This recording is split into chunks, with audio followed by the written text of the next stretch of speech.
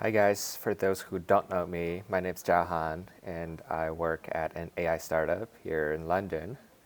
What I want to share today is that I got surprised by my CFA Level 3 exam result yesterday. So I passed it for the first go, and I want to share a little bit of my experience going through all these three levels, and then probably celebrate over the weekend. I would also say that maybe if I didn't pass CFA Level 3 exam this time on the first attempt, I'm just going to throw in my towel and not do it again. Of course, it's not, say, one attempt or bust, but it just logistics doesn't work. So the next Level 3 exam is in August, which I might not have enough time from work to study on. And then the one after that is in February 2025, which means that there's an increase in exam fee as well as a new exam structure. It's a 50-50 shot for me because I didn't really spend a lot of concentrated time doing the exam preparation. So I did 1 month before the exam in January, and then before that, in September, I just read through all the reading materials in the curriculum. And that's about it. So I would say how I pass everything in the first go is and tied back to how I do exam in general. So since elementary school in China, I used to do a lot of the math competitions. So I think I always just perform better when the exams are harder than easier. So if it's an easy exam, then I probably just fail some of it. But then if it's a really hard exam, then I get a decent ranking in it. So I would say that's something in me. I just want to beat other people. I want to score the highest, and I think that kind of translates to the CFA because I think the CFA studio they control the pass rate a little bit. So you in a way need to beat other people, which is it's just you got to do that. And I enjoy the learning journey as well because it's a lot of very general stuff, but it offers you a framework to dig into each topic deeper. I just want to talk a little about how I got into the CFA program. So I started first in trading some stocks during COVID. It's quite boring in New York City, so I got into that right around where people were having that hype around GameStop, yada yada yada. So I want to learn a little bit more about why there are different prices, why the price doesn't really link to the company performance, and I find out that maybe CFA is the best way to learn all this knowledge in one place. So that's how I got in. So I signed up for the July 2021 exam for level 1, and turns out it's the lowest pass rate ever in the CFA history so far at 22%. So did that, and I realized, hey, if I can do this, might as well just continue on. And so I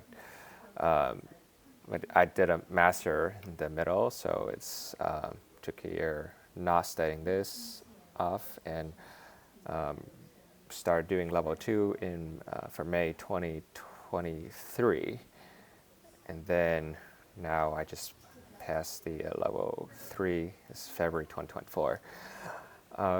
I think there are different sort of focus areas of the curriculum. So for those people who haven't taken all the 3 levels, when I first got into the CFA level 1, it's more about the basics, like how to do the a financial statement, different ratios, quite boring to be honest, and then fixed income valuation, discounted cash flow, and some econ. I really hated econ part. Um, it's very, it's not really mathematical, to be honest. So level one, I just, and then going on to level two, it's more about, I think, different ways of valuation, say free cash flow, FCFF, FCFE, a lot of more in-depth talk about the equity market, also fixed income, and some more topic on options as well as quantitative methods and the portfolio management, a lot more on the portfolio management part as well. And so I think it's some people say it's the hardest level, which I tend to concur, in the amount of things you have to learn terminologies to understand and how to connect the dots. I would say a lot of it's about how you connect the dots between the financial report to some other stuff, because there's also a new question format with the vignette in it. So then you have to really read about the company before answering some of the questions. Some of them, you have to proactively think through for that vignette's case of how, what's the best action to do, because level one will just, this is this, that is that. You answer about the terminologies, but not, connecting the dots and take actions. So I would say that's the hardest part in terms of knowledge amount. And then level three is a little easier for me, because it's mostly about I think understanding investment from a portfolio management perspective. Say if you want to be a portfolio manager, you want to know how to control your risk. It's a very practical, I would say, level in that if some of the questions will be tricky, because it's also you have to have these short response questions to answer, and you have to think really from the perspective of a PM, thinking, hey, I have this potential opportunity for investment. How do I deal with that? If someone asks me about something, how do I answer? So that is what I learned most about level three. I'm talking about the different experiences from candidates, right? So I came from a non-finance background, but I know a little bit more about trading the equities.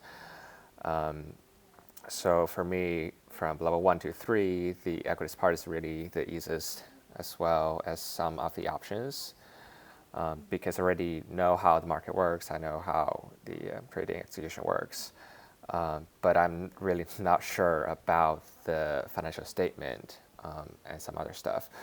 So versus one of my friend Amy, she was preparing together with me, and she had a accounting background, so that made it easier for her to understand the financial statements. That's the easiest part for her, but she had a hard time, looking at the more market-related portions. So I would say, it depends on your background. If you're preparing for the exams, you probably need to spend more time on the part that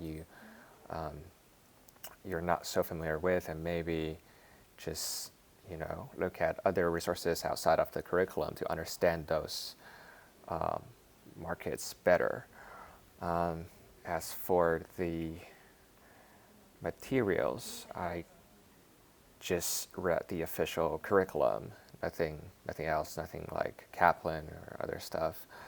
I just tend to be cheap, but I think there's more than enough in those curriculum if you just read them all. A lot of people who use Kaplan or other providers, they just don't have time to read into those. But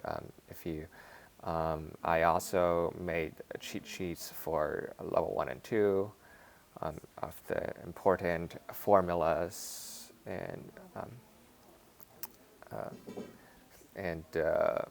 important concepts that I don't understand. I think it's really helpful. And then right before the exam day, I just take it out, read again. Well, for level 3, the curriculum is kind of wishy-washy. That the questions are not directly related to knowledge, but how to use them in a cohesive way. So you really need to think on the spot and think as a PM. And a great, reference I read about is the Joe Greenblatt's special situation class note at Columbia.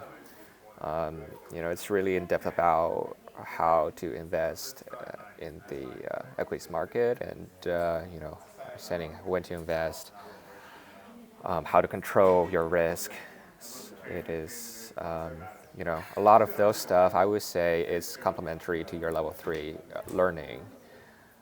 So you can answer almost all the questions fairly easily. And for those people who are taking it in 2025, there's a new change in the curriculum that you probably do some programming or statistics